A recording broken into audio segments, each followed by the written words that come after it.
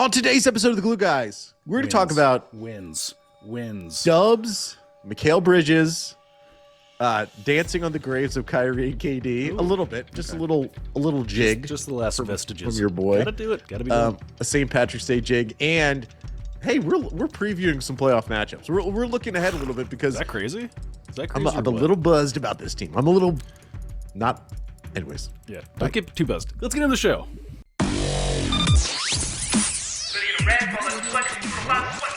Welcome back to the Glue Guys. This is Mike here. Say hello, Brian. Hello. Oh, hang on. Check I gotta us spit out. up That's perfect. Check us out on Twitter at BK Glue Guys, netsdaily.com, The Athletic. Get yourself behind the paywall at theathletic.com/glue guys. This is the time of the year to get behind that paywall because there are mock NFL drafts. There will be NCAA tournament coverage, which is happening right now. If you want to be smart about what picks to make in your pool, get behind that paywall at theathletic.com/glue guys. Again, a subsidiary of the New York Times Company, whose stock price is, and my Tyco is, stock price, I just figured it is up. Wow. 0.01%. Nice. Get in there now. We got that bump. They get that Glue Guys bump. Brian? My goal. Actually, now it's back down. Shoot. If I did that for the whole show, was that good podcasting? Yeah, Brian's camera is off. A little fuzzy. People have been wanting us to talk about the Nets because the Nets are buoyant. Okay. One of your favorite terms. No, but things have been happening since the disgusting Knicks loss, which I think we avoided. And maybe we talked about that the dub against Boston. I don't remember the last time we potted, but the Nets are 5-1 over the last 6 games. Sure, I'm cherry picking, but our nation was founded on a cherry picker in George Washington. Wow. Didn't he chop down a cherry tree? I believe he did. Yeah, there's some chopping. So, which is also, that never happened, but hashtag the Nets are hot. Yes. Brian. Did you watch the game? The big Denver game? The comeback that wasn't from Denver? Dude, this team, because they don't have a closer like KD or Kyrie. And Spencer trying to close those games is, I love Spencer, but that is a role that he should outsource, I do believe. I mean, Spencer's been, we could talk, I think we should talk about Spencer in this role as being like lead ball handler, bro. Mm-hmm. He had 16 assists. No, I mean, awesome game. It's just the closing time. Yeah. It's tricky. Yeah. And that is what's, so there's positives and negatives about this new version of the Nets, the post KD Kyrie version of the Nets, which I want to interrogate here on this very show with you. Yeah. Let's start with the positive before we get in on maybe a little negative. Not that we're going to talk about negative, but it's an analysis, Brian. You and I are basketball analysts. We're not fans. That's what it says on my website. We're analysts. We go deep. Yeah. Obviously, Mikal Bridges has been better than I think anyone could have expected. I remember when the trade happened. Yeah. And I'm a romantic. The second Bridges came into my life, I was like, I'm going to wrap my arms around him and declare that he's better than Scotty Barnes or Jaylen Brown or anything like that. Mm-hmm. He has proven my love to be worthy. Yeah. Because he has become, is he a bona fide number one? No, but he is elevated into at least being a respectable number one. Here's where he's been elevated to. At least give him the space to find out if he can be a number one, because it still feels like the ceiling it just keeps kind of growing as the games go on. I mean, I don't know. I think also, and I know this is going to be an unpopular thing to do, but maybe a little credit to Sean Marks for seeing through the noise. It's too soon, buddy. We can't credit Sean Marks or Jacques Vaughn with anything. A little credit might be due to see through the noise. A lot of good players over in Phoenix. He may have seen something there, Mike, that meant Mikal Bridges was an optimal target. I'm not trying to give him all the credit. You're like a Republican who is like, whatever you want to say about Trump, he packed the courts. He packed the courts. But, whatever you want to say. I mean, if you're that way, I mean, that is that's the one good take. I mean, it's logically consistent. He packed the courts. And in this case, he finds Sean Marks is Donald Trump. He finds diamonds in the rough. I was going to say Donald's in the rough. He finds diamonds in the rough.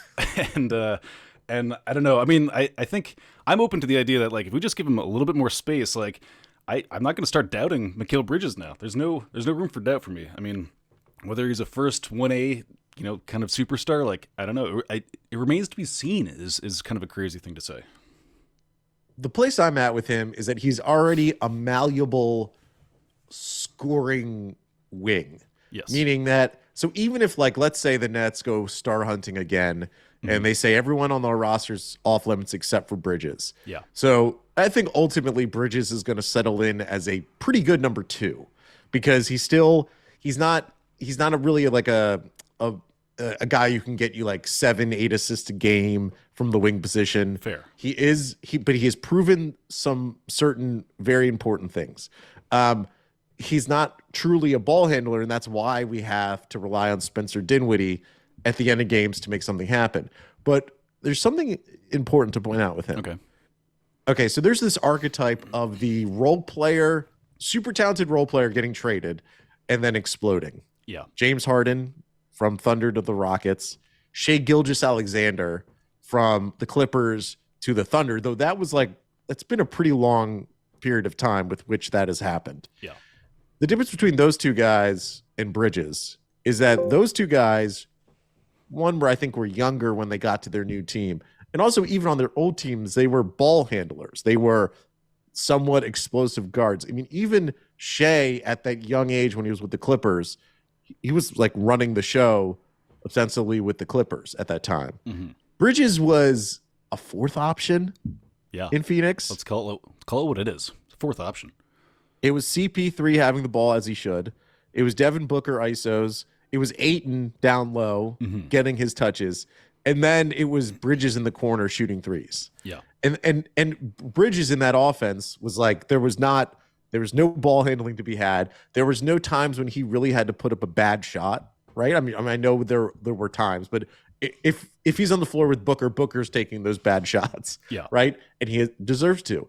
And so what's happening with Bridges is that he is ascending in a rapid period of time. I think he's only played 13 games with the Nets, and expanding into this role that is an unusual leap from being a 3-and-D guy to being a number 1 option, where the archetypes in the past have always been pretty much ball handling guards like Harden. It's easier for those guys to increase and ascend because they already know how to handle the ball and get to the bucket.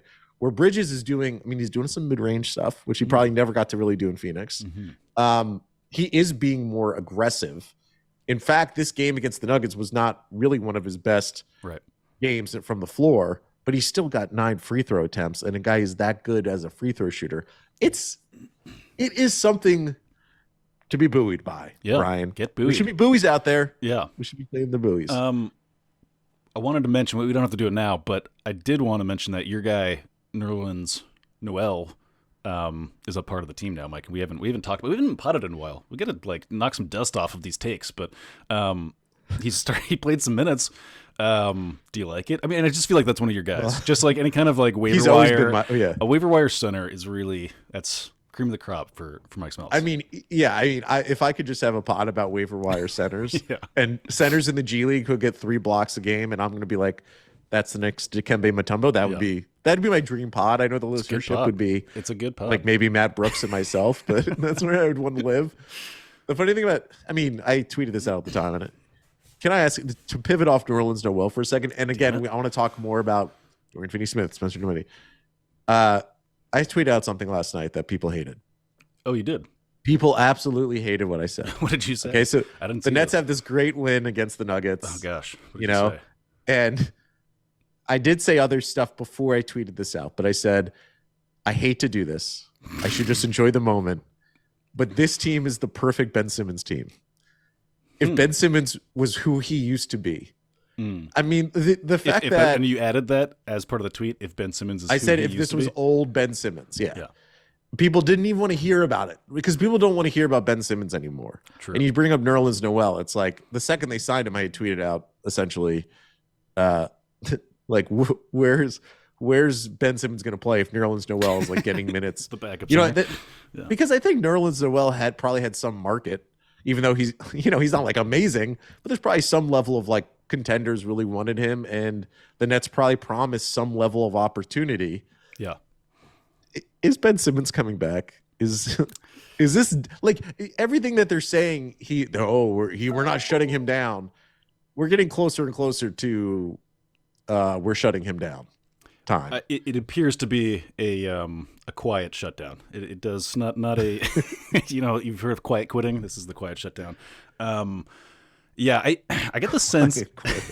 That is Ben Simmons. That is like the slow. He's ghosting the Nets at this time. I think it's not just. I think it's all parties involved.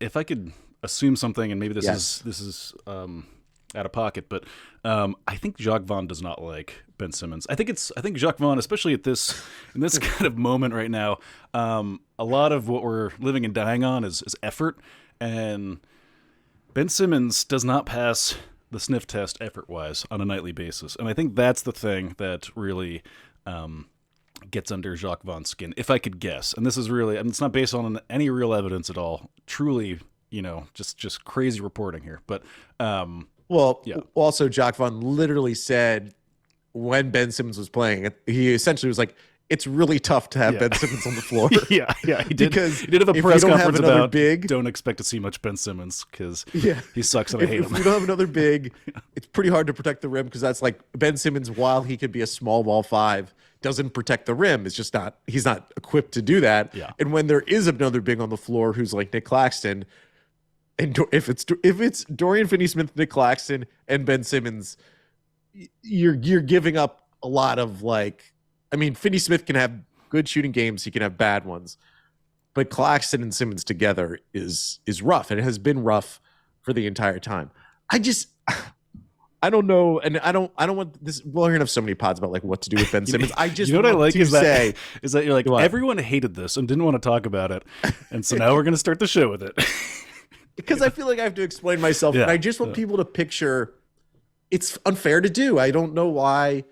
It's like, why can't, this is a bad comparison, but why can't Kanye just make My Dark Twisted Fantasy? Why does he have to make Life of Pablo and also, be anti-Semitic? It's kind of like who Kanye is at this point. Ben Simmons is who he is at this point, but I am picturing my Dark Twisted Fantasy version of Ben Simmons, ball handling, athletic, attacking Ben Simmons, surrounded by Bridges, Cam Johnson, Dorian Finney-Smith. You could have Nick Claxton out there. You could have Spencer Dinwiddie out there. I mean, Dinwiddie's a pretty good off-ball ball handler to complement a old version of Ben Simmons. Because Dinwiddie, he was off-ball successfully with Luka. Sure, he's not a great shooter. I think part of his bad shooting always leads to when Spencer has to force threes. I mean, he was 0 for 7 from 3. It's bad. When he can be more picky and choosy, like any NBA player, his percentages and his effectiveness goes up. I mean, I think we all know Spencer sort of thrives in the first PG combo guard off the bench role. I mean, you get a good point. Thrives. People don't want to hear it. The masses don't want to hear this. But you're right. If you do get a 2018 version of Ben Simmons, this team would benefit from it. You're right. Can I tell you? Let's say Ben Simmons plays. Let's say he does come back this season. We're with it. Does it raise or lower the Nets' ability to win playoff games? I think it lowers the Nets' ability. Yeah. Be honest. No, I know. I mean, hey, be honest. It's contingent. Is this manufactured tension? Let's do it. Well, it is contingent on, as you say correctly, that if he's at the 2018 version of Ben Simmons, that changes things materially. I don't know. I've lost a little faith that we can get back to that point. I will be honest and say I've lost a little faith in that. Before we go to break, I do want to compliment Spencer Dinwiddie. Yeah, for a second. No, we did because we came in a little bit hot, and that wasn't right. Because, okay, I think this is the positive negative double-edged sword situation with this team. Mm-hmm. Who's not falling in love with this team right now? I mean, they beat the Nuggets. They beat a fully charged, healthy Nuggets team. No excuses for these Nuggets. The sick sumbitch who isn't in love with this team right now. I want to meet them. I want to see them. They competed so hard against Jokic. Jokic had 35, 11 assists, and 20 rebounds. And yet, like we were talking on the phone, And it was like the Nets made him work for all of that triple-double. Yeah. I mean, it's a huge stat line, and if you didn't watch the game, you'd be like, oh, okay, standard Jokic, like, dominant thing. But it actually was kind of, they for their parts, with their small, undersized players, like, they did really good ball denial on him. Like, all of that 35 points came in real ticky-tacky, hard-earned ways. It really could have been a 45 or a 50-point night. It should have been. If they didn't try so hard. The thing I love about this version of the Nets, I mean, this is recency bias. Again, they lost to the Knicks 143 to like 110 or whatever it was, and that game was not competitive from jump. But there's moments when the defense, the swarming arm, the tarantula level defense, just swarming arms, they collapsed on Jokic on one play where it was like Dorian Finney-Smith, Cam Johnson, and Nick Claxton surrounding Jokic, and Jokic passes it out for three, and Bridges goes from like the top of the key to the corner during that pass, and the Nuggets hit the shot, corner three, Jokic pass, that's going to happen.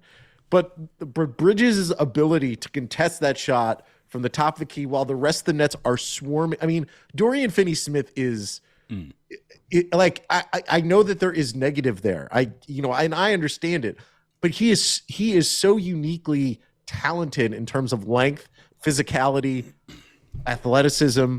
Yeah. He's the type of guy I've always fallen in love with. Like, sure. I forgive almost all. If you show me effort and length, like, I'm like, you are in my Hall of Fame. Yeah. This team, and we'll get to it when we talk about playoff matchups potentially. They're going to be tough, Bri. They have there's a uniqueness to them, and the uniqueness is such a opposite from what we were used to. Yeah. From the KD Kyrie and in era. the uniqueness, there's sort of baked into that kind of adaptability. Like, I was watching the Nuggets broadcast version of that game, weirdly, as I like to do. I'd like to get inside the heads of the analysts over there and hear what they're saying, the homerism. And they were like, whoa, the Nets are being like obscenely physical with Jokic. Like, this is a problem. It's really upsetting. And everyone was upset. They were offended and upset. And when Jokic was he was so furious. I can't remember, like, even dating back to 6 weeks ago or whatever. Like, have we ever been like, being aggressive has never been part of a data point that you could an opposing team's broadcast would pick up. It's like, that just wasn't a thing. No, and not a single one of our players was aggressive. Was particularly aggressive on that side. I'm thinking like Royce O'Neal maybe had 2 games where he was aggressive, right? And then Cam Thomas is aggressive in the sense that he will put up anything. Well, we tried to get physically. We tried to get Markieff Morris for his aggressiveness, and he was like, "Gotcha, fooled you. I'm here to chuck threes, boy." So yeah, 3-point line to 3-point line. Yeah. So we haven't had that, and it was great to see. It's just like it's a whole new world for us, Mike. It's a whole new team. Listen, quick break coming back. I do want to talk a little bit more about this team. I want to look at the alternate reality, the multiverse, the everything, everywhere, all at once of. That's a topical reference because they won every Oscar. And then, we'll do playoff matchups, as I said. Coming back. And we're back. Brian? Yeah. Cam Johnson. Okay. I didn't prep you for this.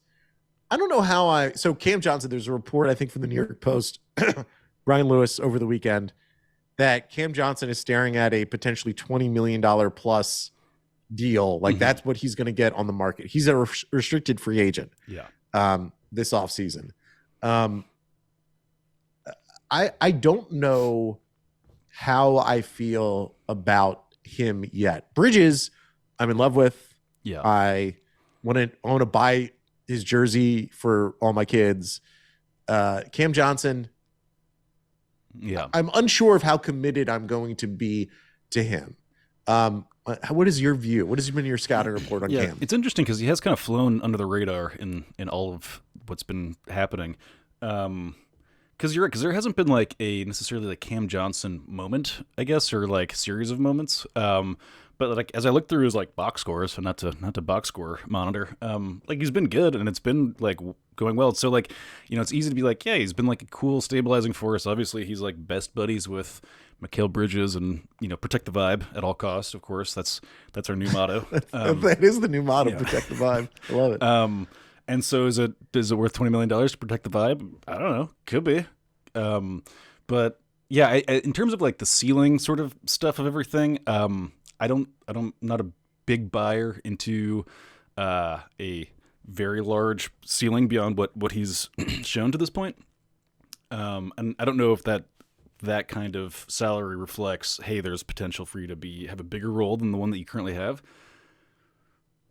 So yeah, I mean, like, I guess in a world in which we're continuing on with like, some greater than the whole of parts and protecting the vibes, and like this is a real kind of coalition based team, like I'm for it if we're in a position actually, and those types of contracts too are pretty good. not to get too mercenary minded, but Jesus, that is a particularly have some respect for this roster, particularly tradable sort of pay grade. So there's that. So yeah, maybe just I've talked myself into it. I think we do it.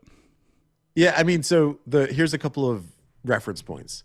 The Nets paid Joe Harris about, they're paying him 18.6 right now. He's going to be paid $20 million next year, 19.9, but I'm going to round up to $20 million for Joe Harris. So one, I don't think Joe Harris is like, if you're going to pay Cam Johnson, I think you flip Joe Harris for what you can get. I think there's value in it for the Nets to take Joe Harris's expiring deal and sending him to another team who maybe has a guy on a longer term contract who they're less thrilled by, but is for less money per year. And the Nets scoop up, that longer term guy and they trade out Joe Harris. So if I'm quibbling over, let's say, I think Cam Johnson is like maybe a $25 million per season guy. Mm-hmm. Just because he is 6'8", he's 27 years old right now. He just turned 27 recently. So it's like this is like the arc mm-hmm. of his career to ascend to that final level. And I'm misrepresenting, I guess, how he's been so far. He's had good games. It's just that like his best game as a Net came in that Knicks game. He scored 33 points and was ultra efficient, 7 for 11 from 3. But it came in a game when I did not know, like everyone checked out. He had 27 points against the Hawks in a loss, the 129-127. Another game that the Nets probably should have win, and they didn't. He has scored in double figures in every game as a Net except for one, which was the Rockets game where he only played 24 minutes. Mm-hmm. So he is putting up nums. Yeah. He's had really good games, but they've come in games maybe when it didn't matter as much. I think in general, I don't think this is controversial. He has a higher ceiling than Joe Harris has ever had. Joe is currently, yeah, for sure. Yeah, because like while Joe is like at one point was like a top 3 shooter in the NBA. Yeah. Like he was still limited by the fact that he is a little bit shorter than Cam Johnson, and Cam's like extra bit of length is making a difference defensively, is making a difference in terms of flexibility in lineups. I just wonder if this team, like Cam Johnson and what the Nets do with him, is going to be really indicative of what Joe Tsai and Sean Marks want to do with this team going forward. Mm-hmm. Because, they could very easily sign and trade him to someone else, pick up more draft picks, and just be like, the price just got too high. I would hope and guess that they're going to match any offer that comes his way. And they may be even proactive to say, we're going to give you that. We're going to offer you 3 years at $23 million a year, and just like kind of put it out there so that it doesn't become another team offer a max contract. And I will say that, Brian. Yeah, please. There's this. I saw Brian Lewis tweet that I'm not even shading Brian Lewis. I'm not burying him mm-hmm. for an incorrect take.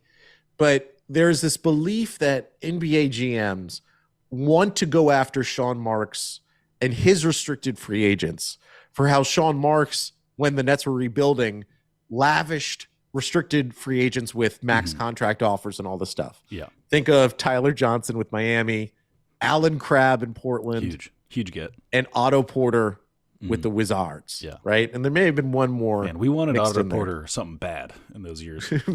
It was the Otto Porter or KCP combos. That was the pod. And like, we like Aaron Gordon. Aaron Gordon was so lustily wanted by the Nets fan base. Mm-hmm. At one point, he's like a fine player. There's this belief that like NBA GMs, this is the time for their to pay back Sean Marks, because they're gonna throw money at Cam Johnson. Okay, well, just look at each of those cases. Ernie Grunfeld was running the Wizards. Sure, Tommy Shepard, the current GM, was second in command, but Ernie Grunfeld's gone. Mm-hmm. The guy who was running Portland, I even forget his name, he's gone. Okay, so the Alan Crabbness of it all, that's gone. And really, the Nets kind of bailed out, unfortunately, the Portland Trailblazers by trading for Alan Crabb. Mm-hmm. In Miami, it's Pat Riley. And ultimately, like, I don't even think the Heat can even get to a place where they could offer Cam Johnson that money unless if they ship off Duncan Robinson for nothing. Right. So it's like, while the NBA GMs may be a little extra motivated, like those group, most of them are gone. Yeah. And it's all Pat Riley. Now, Pat Riley, he knows how to hold a grudge. He does know how to hold a grudge. He does. Yeah. But I don't know if he even has the ability to screw with the Nets to that level. There's a correlation between grudge holding and hair gel, don't you think? Like the more hair gel, the longer the grudge. I think. Who is a good example of a lot of hair gel but no grudge? Is there anyone in the history of? I can't think of him. Of time. I mean, I don't know. Kenny Atkinson. I'm sure. I think he. I don't know if that was gel. I think it was just sweat that calcified. It just like formed on his head and just stuck in place. I don't think that's half a bottle of LA Looks right there. Because game. Like Steve Nash, no gel. Maybe a little mousse. But no, he doesn't. And he has no grudges. You can tell he's back to longboarding, Venice Beach. Yeah, he transitioned pretty easily out of coaching. All this to say, Cam Johnson's the one thing that the Nets are going to have to look for. The other one is like, there's a bunch of offseason questions, so I don't really want to go down them. But he's like the one hanging chad of this all. Yeah. Before we get to playoff matchups, can I just say one thing? Please. Kevin Durant and Kyrie. Okay, I can't quit them. I know. Still, I mean, it's still early. We have to give ourselves time and space to process. This is the part of the breakup when you're looking at your ex's Instagram page and you're like, they don't like, you're trying to pick them apart, right? And they may seem, oh look, they're I don't know, they're getting coffee by the West Side Highway, but you're like, disgusting coffee, idiot, freak. Yeah, you got it at like Blue Bottle when we know Blue Bottle's just owned by Nestle now. Yeah, it's not even that cool. Hashtag not that cool. The KD's hurt. He got hurt, and I don't cherish that. He got hurt warming up, Mike. Warming up, and I don't cherish it. Okay, but he got hurt warming up. Don't be spiteful, Mike. Don't be spiteful. No. Kyrie, though. Did you, by the way, see the Skip Bayless thing where? No. Did you watch this? Oh wait, the thing where he has to get married? No, after Rick Bucher, KD sprained his ankle. Skip Bayless did like a 5-minute. Like you would have thought KD got hit by a bus. Like he was like this. This is like he's like this is a tragedy for the NBA. Like this is insane. They just say that they're like having it. Yeah. Anyways, I'll send it. You should watch it. You've been to go to the Kyrie side of it. You've been. People don't know that Brian's he's our mole. He goes down deep into the depths of other teams' fan bases, into their Reddit and into their comments thread, and analyzes, when we make a trade, what they think of that guy, or post-trade, what the new fan base thinks of the new guy. How do you think the Mavs fans are feeling about Kyrie, who the team is 5-7 since Kyrie has come over? The Nets have a better record over that span of time than it is. It is an amazing thing to just see what period in time they are, and because it's like, time is a flat circle memes, all that stuff. It's amazing to see them have the same exact conversations that we had at that particular time. Because so we're not winning games. People start to make sense of that in basketball ways. And one guy I was looking at this one exchange, heavily downvoted, where it's like, hey, maybe it was a bad idea to like trade. We already have we were bad on defense, and then we traded our best defensive player for another offensive player who maybe isn't giving us back what we want. It's obviously not working out in the win-loss total. Immediately gets completely brigaded by people who were like, A, you suck. B, Kyrie's a way better defender than I expected. And that's we echoed similar thoughts. We'll be like, hey, man to man, Kyrie's kind of a dynamic defender. Like he takes a lot of risks. and it doesn't always pay off. But he's not bad when he's locked in. It was exactly the same talking points, and it's true. Nobody's wrong in that exchange, but just like it hasn't materialized in. It may for the Mavs yet. I don't know, but it never did for us, and it's just very interesting to see that parallel. There's a. Do you ever see the show Love, Death, and Robots on Netflix? I've seen. I know what it is, but I haven't watched it. Yeah. There's it's an anthology series. Most of it's animated, and there's one. I think it's Topher Grace, and it's him and his girlfriend. They're living in an apartment, and there's a freezer that was left. And they open the freezer, and there's a tiny civilization inside the freezer. Right. And within a day, it goes from prehistoric times to like nuclear holocaust. They stole that into from the future. A Simpsons episode, by the way. But yeah. Probably.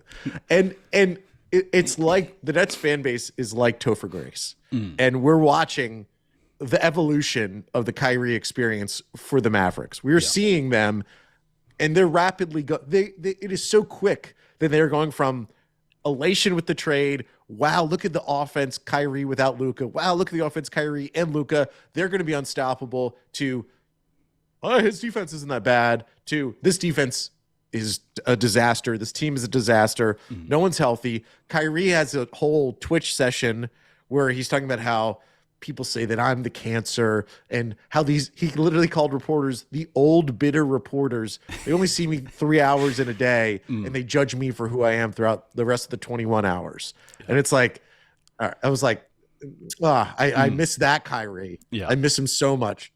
And it's also, it's a weird time to have that stream too, because kind of again, classic unforced error in just kind of talking about reporters. Cause now Mavs reporters are like, wait, because he doesn't like, he assigns blame to like 360 degrees and he's not very specific with any of those types of complaints. And so Mavs reporters are surely thinking like, is that me? I don't know. Did I do something wrong? Oh God. He's talking about Alex Schiffer, if we're going to be honest. We all know it. Old. Wise for his years. Yeah. And so I have enjoyed, and of course this matters. We don't want to see Kevin Durant get hurt, but the Nets have the Suns' first round pick, and the Suns are currently sitting at 4th in the West. And, there's a potential. I mean, they are 3.5 games up on the Timberwolves.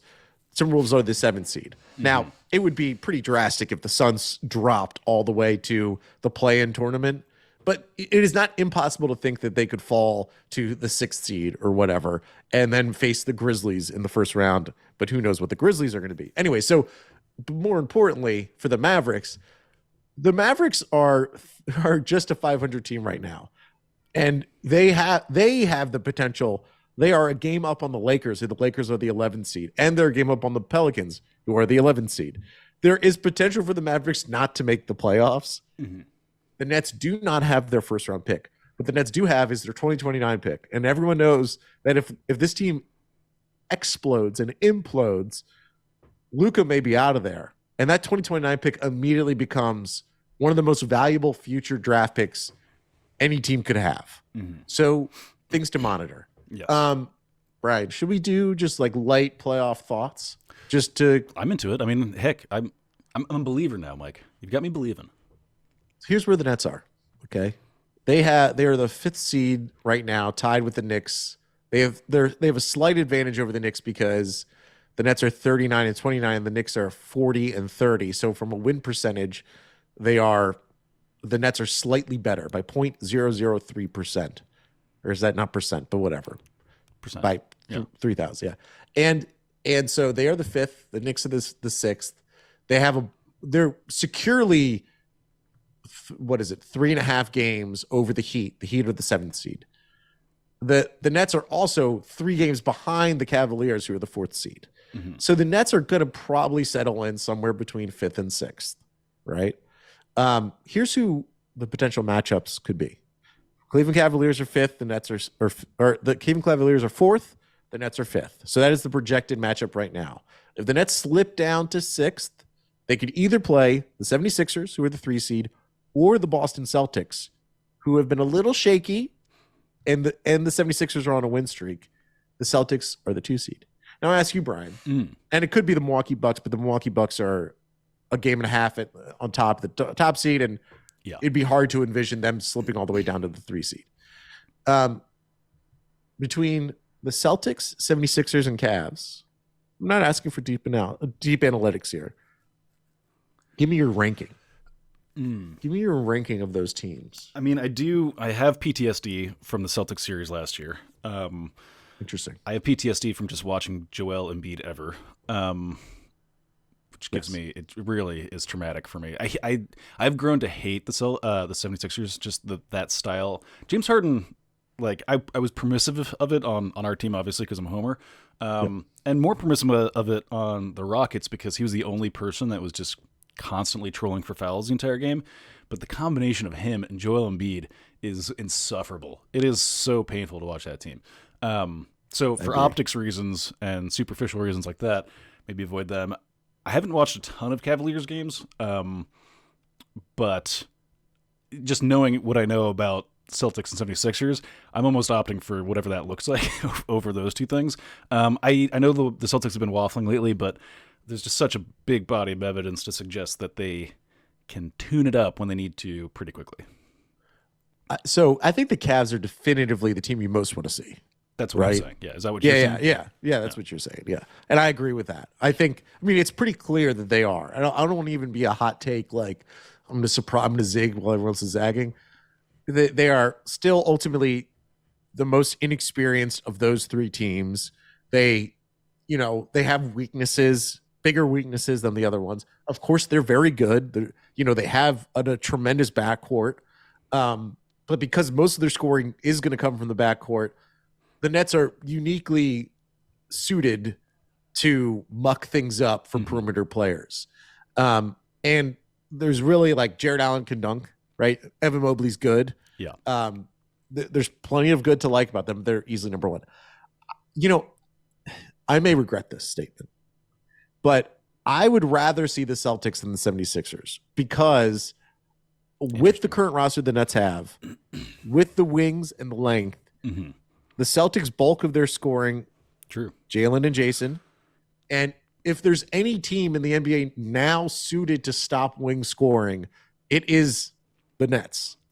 Yep. Now, it would be a tough matchup. It would be terrible. No, I mean, and you're right. We did win against the Celtics and have not won against the 76ers with this current iteration of the team. So there's even, for whatever it's worth, that little mental edge. Little data. Yeah. And think about this. If this scenario happens, so let's say the Nets fall to the 6th seed, but the Celtics fall to the 3 seed, that means that they have been continuing not to be at their optimal level. I remember here Bill Simmons had, after the Celtics, I think they lost to the Knicks recently too. The Knicks have had a better record than the Celtics since like December.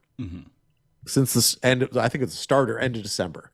The Celtics haven't been as dominant as they are in our minds, right? Because they were so dominant to start the year. And there's the whole Joe Mazzulla piece of this. Like Doc Rivers is not the perfect coach, but he's the most experienced coach.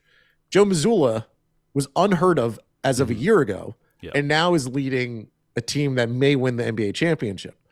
There is an element of, now, I don't know how much I can say like Jacques Vaughn's the advantage. I love Jacques, but I can't state that huge now. Shade. Yeah. But it's like you kind of go into the series and you're like, okay, the Nets can definitely defend the Celtics. Can the Nets score? I don't know, but they definitely can defend the Celtics. And the coaching situation is definitely not an advantage for the Celtics. If anything, it's an advantage for the Nets. So, like Joe Mazzulla doesn't know how to call a timeout. It's the thing, like Steve Nash and Joe Mazzulla. No time. You just have to learn how to call a timeout. Yeah, that's one of the things you have to learn. And the thing that scares me about the 76ers is kind of what we saw in the Nuggets game, where it's like, God, like Jokic he was so good, and Embiid is as good as Jokic. And the 76ers have the Harden piece of it. The only thing about them is that they play so slowly. They don't like transition basketball, and they slow everything down.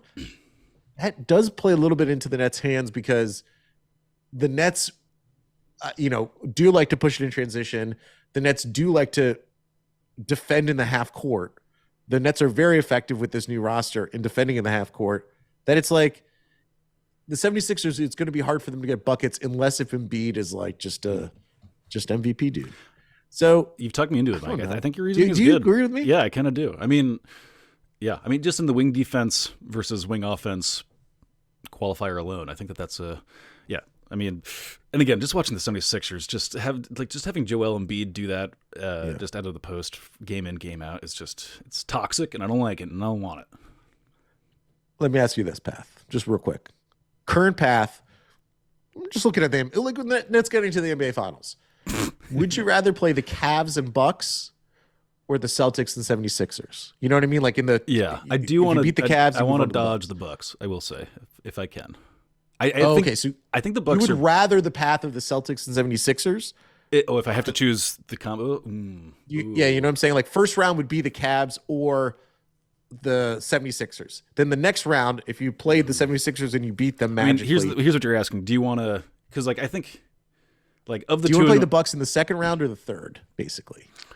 I mean, is there any way we can avoid both the 76ers and the Bucks? If we can get a Cavs to Celtics run – it's impossible.